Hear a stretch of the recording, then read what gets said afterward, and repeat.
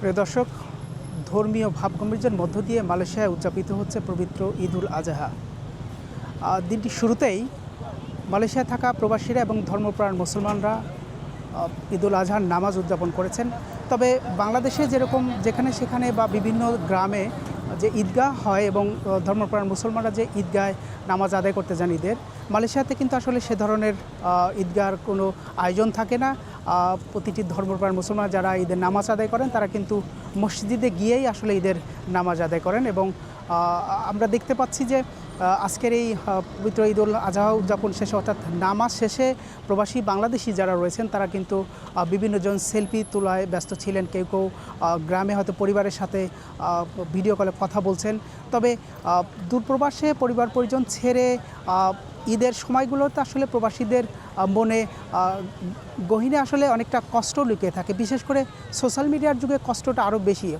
আমি যদি বলে রাখি, আসলে সোশ্যাল মিডিয়ার এই যুগে কিন্তু গ্রামে অর্থাৎ দেশে থাকা যে সকল মানুষ যারা ঈদ উদযাপন করেন পরিবার পরিজন নিয়ে, যারা আনন্দ উপভোগ করেন, সেই ধরনের ভিডিও যখন সোশ্যাল মিডিয়াতে প্রবাসীরা দেখেন তখন কিন্তু আসলে এই ধরনের ভিডিও দেখার পরে তাদের কিন্তু আসলে চোখের কোণে জল জমে, অর্থাৎ কষ্ট হয়। পরিবার পরিজন যারা রয়েছেন তাদের ছাড়া যে ঈদ উদযাপন করেন প্রবাসে, এটা আসলে খুবই তাদের জন্য কষ্টকর হয়। বিশেষ করে যদি বলে রাখি, আসলে পরিবারের খুব আদরের সন্তানগুলো হয়তো সংসার নামক এক অদেখা বোঝা মাথায় নিয়ে কিন্তু তারা আসলে প্রবাসী জীবনে পাড়ি জমান।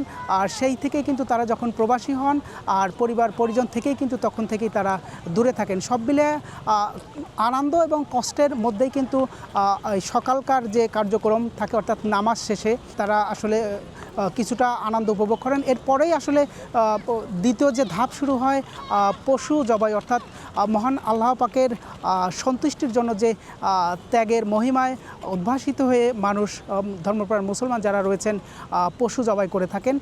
এইটা মালয়েশিয়াতে একটু বলে রাখি, বাংলাদেশে যেরকম প্রত্যেকের বাড়িতে বা বিভিন্ন জায়গায় রাস্তার পাশে যেরকম পশু জবাই করা হয়ে থাকে, মালয়েশিয়াতে কিন্তু আসলে সেই ধরনের কোনো সুযোগ নেই। এখানে সরকার নির্ধারিত স্থানেই পশু জবাই করা। আমাদের প্রত্যেকটা ফার্মালার যাদের ফার্ম আছে, লাইসেন্স আছে, তাদের ফার্মে গরু জবাই করার জন্য সরকার থেকে আমরা আগেই অনুমতি নিয়ে আসি। কয়টা গরু কার নামে কি হবে সবগুলা আগেই পারমিশন নিয়ে আসতে হয়। পারমিশন নিয়ে আসে তারপরে আমরা ওই পারমিশন এখানে পাশে যে থানা আছে থানায় দিয়ে আমরা সকালে ইনশাল্লাহ কোরবানি শুরু করি। এইভাবেই শুরু হয় আমাদের এখানে। আমাদের বাংলাদেশে কোরবানটা আমাদের জন্য বিশাল বড়। ওই আকারে মালয়েশিয়াতে বিশাল কিছু হয় না। মালয়েশিয়াতে কিছু ইসলামী স্টেট আছে, ওরা বাংলাদেশের মতনে কোরবানিটা করে। এই কোম্পানির স্বপ্ন এভারেস্কো গ্রুপের যে কোরবানিটা আমরা সুন্দরভাবে করব, সবাইকে নিয়ে আমরা বাংলাদেশের আমেজে বিদেশে বাড়িতে উদযাপন করব। এই জন্যই আমাদের এই আয়োজন।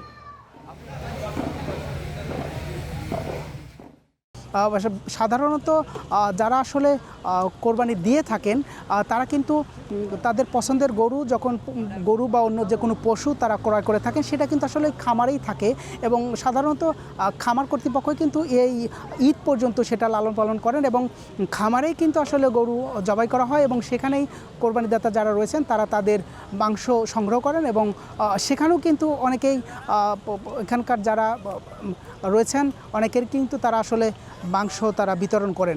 আরেকটু যদি বলে রাখি, এখানে অনেকেই কিন্তু রয়েছেন যারা বছরের পর বছর মালয়েশিয়াতে ঈদ উদযাপন করছেন, আবার কেউ কেউ কিন্তু এবারই হয়তো প্রথম মালয়েশিয়ায় ঈদ উদযাপন করেছেন। আমি অনেকের সাথে কথা বলার চেষ্টা করেছিলাম, তারা যেমনটা জানিয়েছিলেন যে মালয়েশিয়ার এই ধরনের এই যে একটা সিস্টেমেটিক যে কোরবানি পশু জবাই এবং মাংস বিতরণ বা সংগ্রহ, এগুলা যে একটা নিয়মতান্ত্রিক উপায়ে হয় এবং পরিষ্কার পরিচ্ছন্ন থাকে, এইটা তাদেরকে মুগ্ধ করেছে। আমি আরেকটু যদি বলে রাখি, মালয়েশিয়াতে যে সকল পশুগুলো আসলে কোরবানির উদ্দেশ্যে জবাই করা হয় সেই সকল পশু কিন্তু সরকারের সংস্থা থেকে অর্থাৎ মেডিকেল টিম কিন্তু এই পশুগুলোকে যখন সার্টিফাইড করেন তারপরেই কিন্তু এগুলা জবাইয়ের জন্য প্রস্তুতি হয়।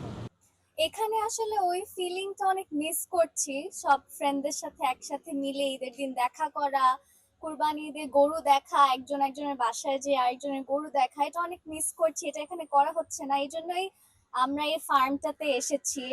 এখানে অনেকগুলো গরু আছে, গরু দেখতে পেরেছি কুরবানি ঈদে। তো এই জিনিসটা আর কি ওই মিসিং। বাংলাদেশে তো যেখানে সেখানে যে কোনো ভাবে পশু কোরবানিটা দিয়ে ফেলে, এটা অনেকের জন্য অনেক সমস্যার কারণ হয়, পয় নিষ্কাশনের ব্যবস্থার কিছু অভাব থাকে। তো এই বিষয়গুলো এখানে নেই। মালয়েশিয়াতে খুবই নিট অ্যান্ড ক্লিন ভাবে সবকিছু করা হয়, ভালো লাগে। আর পরিবারের কথা, আসলে পরিবারের কথা তো সবারই মনে হয়, মন খারাপ হয়, তারপরেও সবাই মিলে প্রবাসীরা একসাথে ঈদ করছি, ভালো লাগছে। যেমনটা বলছিলাম আসলে প্রবাসীরা যে পরিবার পরিজন ছেড়ে মালয়েশিয়াতে ঈদ উদযাপন করেন, এভাবেই আসলে তারা তো বন্ধুবান্ধবের সাথে ঘুরেন বা নামাজ শেষে আত্মীয় বাসায় বেড়াতে যান। যদিও এখানে সেরকম বেড়ানোর সুযোগ খুব কম থাকে, বিশেষ করে দর্শনীয় যে স্থানগুলো রয়েছে তারা আসলে এই দিনটা এরকম দর্শনীয় স্থানেই কিন্তু তারা ঘুরে ঘুরে ঈদের আনন্দ উপভোগ করেন। Sourav, RTV, Malaysia.